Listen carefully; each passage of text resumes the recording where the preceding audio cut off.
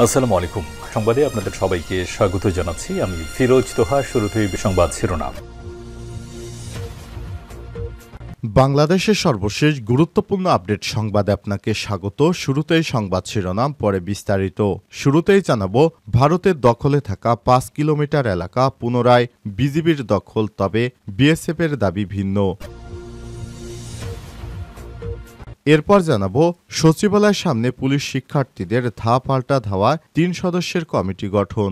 সচিবালয়ের সামনে বেসরকারি প্রাইম এশিয়া বিশ্ববিদ্যালয়ের শিক্ষার্থীদের সঙ্গে পুলিশের ধা পাল্টা ধাওয়ার ঘটনায় ৩ সদস্যের তদন্ত কমিটি গঠন করা হয়েছে। আজ ডিএমপির পক্ষ থেকে এসব তথ্য জানানো হয়। এ সময় পুলিশ ২ রাউন্ড ফাঁকা গুলি ছোড়ে। জানাবো, কাতার বিমানবন্দরে খালেদা জিয়ার সঙ্গে রাষ্ট্রদূত নজরুল ইসলামের সাক্ষাৎ। লন্ডনের উদ্দেশ্যে উড্ডয়নের পর কাতার বিমানবন্দরে যাত্রা বিরতিতে বিএনপির চেয়ারপারসন খালেদা জিয়ার সঙ্গে সাক্ষাৎ করেছে দেশটিতে নিযুক্ত বাংলাদেশের রাষ্ট্রদূত নজরুল ইসলাম। মধ্যপ্রাচ্যের দেশটির হামাদ আন্তর্জাতিক বিমানবন্দরে বিএনপির চেয়ারপারসনের সঙ্গে সৌজন্য সাক্ষাৎ করেছেন তিনি। এদিকে ট্রেনের ধাক্কায় ২ টুকরো হয়ে ছিটকে পড়ল সারবোঝাই ট্রাক। জামালপুরের সরিষাবাড়িতে ট্রেনের সঙ্গে ধাক্কায় সারবোঝাই একটি ট্রাক ২ টুকরো হয়ে নদীতে পড়েছে। এতে ট্রাক চালক, ট্রেন চালক সহ অন্তত ৩ জন আহত হয়েছে। বুধবার ৮ই জানুয়ারি ভোরে সরিষাবাড়ির তালুকদার বাড়ি রেল ক্রসিংয়ে নাসিরাবাদ এক্সপ্রেস ট্রেনের সঙ্গে এই সংঘর্ষের ঘটনা ঘটে। জানাবো, ঢাকায় আবারও শীতের দাপট থাকবে কতদিন। আবারও কুয়াশার চাদরে ঢেকেছে রাজধানী, সঙ্গে শীতের অনুভূতিও বেড়েছে। অবস্থায় বুধবার ৮ই জানুয়ারি দিনভর সূর্যের দেখা মেলেনি। এবং সর্বশেষ জানাবো, ভারতের ৮ জওয়ান নিহত। ভারতের মধ্য অঞ্চলের রাজ্য ছত্তিশগড়ে মাওবাদী বিদ্রোহীদের পুঁতে রাখা বোমার বিস্ফোরণে ভারতের সেনাবাহিনীর ৯ জন নিহত হয়েছে। নিহতদের মধ্যে নিরাপত্তা বাহিনীর ৮ জন এবং ওই গাড়ি চালক ১ জন। আজ ছত্তিশগড়ের বিজাপুর জেলায় এই প্রাণহানির ঘটনা ঘটে। প্রিয় দর্শক, এতক্ষণ শুনছিলেন সংবাদ শিরোনাম, এবারে বিস্তারিত। তবে তার আগে বন্ধুরা, অনুরোধ থাকবে সংবাদটিতে একটি লাইক দিন। এই চ্যানেলে আপনি নতুন হয়ে থাকলে আমাদের সংবাদটি দেখতে দেখতে চ্যানেলটি সাবস্ক্রাইব করে রাখুন, যাতে করে বন্ধুরা আমাদের পরবর্তী লেটেস্ট আপডেট সংবাদগুলো সবার আগে আপনার কাছে পৌঁছে যায়। কমেন্ট করে আপনার মূল্যবান মতামত জানিয়ে দিন আপনি বিশ্বের কোন দেশ থেকে বা বাংলাদেশের কোন স্থান থেকে আমাদের সংবাদটি দেখছেন এবং শুনছেন। এবারে বিস্তারিত। ভারতের দখলে থাকা ৫ কিলোমিটার এলাকা পুনরায় বিজিবির উদ্ধার, তবে বিএসএফের ভিন্ন দাবি। স্বৈরাচারী শেখ হাসিনা সরকারের পতনের পর দিল্লির সঙ্গে ঢাকার সম্পর্কের দূরত্ব বেড়েছে।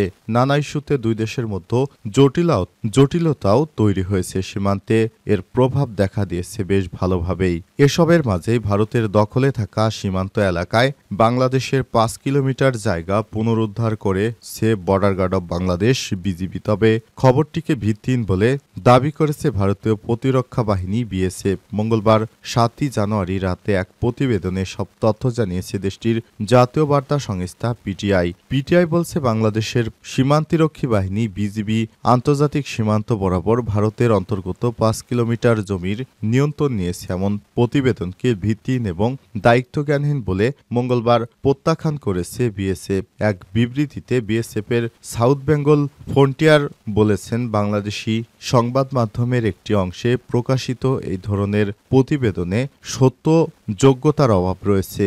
বিএসএফের বিবৃতি দাবি করছে, পশ্চিমবঙ্গের উত্তর ২৪ পরগনা জেলার বাগদা ব্লকের রাংঘাট গ্রামে ভারতের দিকে এলাকাটি নিয়ে প্রশ্ন তোলা হয়েছে। সেখানে কোদালিয়া নদী বরাবর আন্তর্জাতিক সীমানা আইবি রয়েছে এবং ওই নদীর উভয় পাশে রেফারেন্স পিলারের মাধ্যমে সেটি ভালোভাবে চিহ্নিত করা হয়েছে। সেখানকার আন্তর্জাতিক সীমানা বিএসএফের ডিউটি প্যাটার্ন কয়েক দশক ধরে অপরিবর্তিত রয়েছে। বিজিবির সদস্যরা গত বছরের ১৯শে ডিসেম্বর থেকে মোটর চালিত নৌকা এবং এটিবি ব্যবহার করে ওই এলাকায় ২৪ ঘন্টায় টহল দিচ্ছে বলে যে দাবি সামনে এসেছে বিএসএফের বিবৃতিতে সেটিও অস্বীকার করা হয়েছে। বিবৃতিতে আরও দাবি করা হয়েছে ওই প্রতিবেদনগুলো মনগড়া গল্প ছাড়া কিছুই নয়। বিএসএফ এবং বিজিবির নদীর নিজ নিজ তাদের দায়িত্ব পালন করে চলেছে, যা আন্তর্জাতিক সীমানা আইইবি হিসেবে কাজ করে। বিএসএফ দাবি করছে ওই এলাকাটি বেষ্টনীবিহীন এবং চোরাচালান অনুপ্রবেশের ঝুঁকিপূর্ণ। ওই ধরনের কার্যকলাপ রোধ করার জন্য কঠোর ব্যবস্থা নেওয়া হয়েছে। এতে করে ওই অঞ্চলে অনুপ্রবেশের প্রচেষ্টা নগণ্য মাত্রায় নেমে এসেছে। সচিবালয়ের সামনে পুলিশ ও শিক্ষার্থীদের ধাওয়া পাল্টা ধাওয়ায় ৩ সদস্যের কমিটি গঠন। সচিবালয়ের সামনে বেসরকারি প্রাইম এশিয়া বিশ্ববিদ্যালয়ের শিক্ষার্থীদের সঙ্গে পুলিশের পাল্টা ধাওয়ার ঘটনায় ৩ সদস্যের তদন্ত কমিটি গঠন করেছে ঢাকা মেট্রোপলিটন পুলিশ ডিএমপি। বুধবার ৮ জানুয়ারি ডিএমপির পক্ষ থেকে সব তথ্য জানানো হয়েছে। এর আগে মঙ্গলবার ৭ জানুয়ারি সচিবালয়ের ১ নম্বর গেটের সামনে পুলিশের সঙ্গে প্রাইম এশিয়া ইউনিভার্সিটির শতাধিক শিক্ষার্থীর পাল্টা ঘটনা ঘটেছে।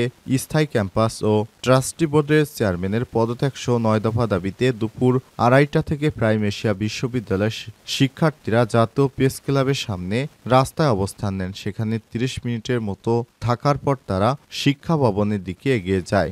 জানা যায়, শিক্ষা উপদেষ্টার সঙ্গে সাক্ষাৎ করতে প্রাইম এশিয়া ইউনিভার্সিটির শিক্ষার্থীদের পক্ষে ৪ সদস্যের একটি প্রতিনিধি দল মঙ্গলবার সচিবালয়ের ভেতরে যান। শিক্ষা উপদেষ্টার সঙ্গে তাদের বিকেলে সাক্ষাৎ করার কথা ছিল। পরবর্তীতে শতাধিক শিক্ষার্থী সচিবালয়ের বাইরে অপেক্ষা করছিলেন। তবে অপেক্ষারত সেসব শিক্ষার্থীরাই পরবর্তী পুলিশের সঙ্গে বাকবিতণ্ডায় জড়িয়ে পড়ে। এরপর লাঠিচার্জ করে পুলিশের সঙ্গে পরিস্থিতি নিয়ন্ত্রণে আনতে ২ রাউন্ড ফাঁকা গুলিও ছোড়ে পুলিশ।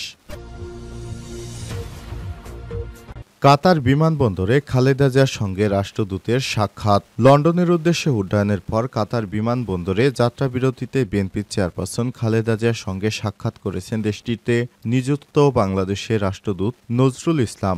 মধ্যপ্রাচ্যে দেশটিতে হামাদ আন্তর্জাতিক বিমানবন্দরে বিএনপির চেয়ারপারসনের সঙ্গে সৌজন্য সাক্ষাৎ করেন তিনি। বুধবার ৮ জানুয়ারি বিএনপির পক্ষ থেকে গণমাধ্যমে পাঠানো এক খুদে বার্তায় সব তথ্য জানানো হয়েছে।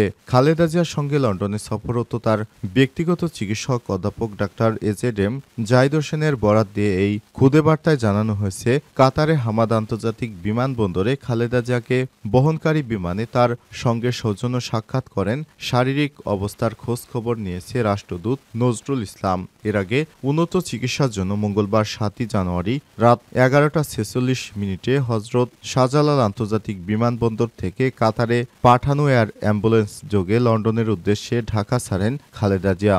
বিএনপি চেয়ারপারসনের সঙ্গে তার মেডিকেল বোর্ডের ৬ সদস্য রয়েছে। তারা হলেন অধ্যাপক শাহাবুদ্দিন তালুকদার, অধ্যাপক FM সিদ্দিক, অধ্যাপক নুরুদ্দিন আহমেদ, ডাক্তার জাফর ইকবাল, অধ্যাপক এজেডএম জাহিদ হোসেন ও ডাক্তার মোহাম্মদ আল মামুন। এছাড়াও খালেদা জিয়ার সঙ্গে তার ছোট ছেলে আরাফাত রহমানের স্ত্রী সৈয়দা শারমিলা রহমান সিথি, বিএনপির উপদেষ্টা পরিষদের সদস্য এনামুল হক চৌধুরী, নির্বাহী কমিটির সদস্য তাবিত আওয়াল, একান্ত সচিব ABM আব্দুস সাত্তার, ব্যক্তিগত সহকারী Masudur Rahman, protocol officer SM Parvez এবং গৃহকর্মী ফাতিমা বেগম ও রূপা শিকদার রয়েছে। মঙ্গলবার রাত ৮:০০টার দিকে গুলশানের বাসা ফিরোজা থেকে বিমানবন্দরের উদ্দেশ্যে রওনা দেন বিএনপি চেয়ারপারসন। পরে ১০টা ৫০ বিমানবন্দরে পৌঁছান তিনি। সেখানে তাকে বিদায় জানাতে উপস্থিত ছিলেন বিএনপির মহাসচিব মির্জা ফখরুল ইসলাম আলমগীর সহ দলের শীর্ষস্থানীয় নেতাকর্মী।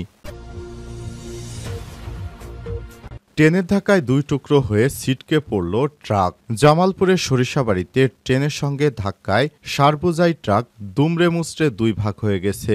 এতে ট্রেন চালক সহ অন্তত ৩ জন আহত হয়েছে। বুধবার ৮ জানুয়ারি ভোরে সরিষাবাড়ির তালুকদার বাড়ি রেল ক্রসিংয়ের নাসিরাবাদ এক্সপ্রেস ট্রেনের সঙ্গে এই ধাক্কার ঘটনা ঘটে। ফায়ার সার্ভিস ও স্থানীয়রা জানায়, তারাকান্দি থেকে ছেড়ে আসা চট্টগ্রামগামী ট্রেনটি ভোর ৫টার দিকে তালুকদার বাড়ি রেল ক্রসিংয়ে সারবোঝাই ট্রাকে ধাক্কা দেয়। পরে ট্রেনটি প্রায় ২০০ মিটার দূরে গিয়ে ট্রাকটিকে টেনে নিয়ে যায়। এতে ট্রাক ২ টুকরো হয়ে পাশের খাদে পড়ে যায়, আর ট্রেনের সামনের অংশে চালকের অংশ ভেঙে গেছে। এই ঘটনায় ট্রাক ও ট্রেন চালক ৩ জন আহত হয়েছে।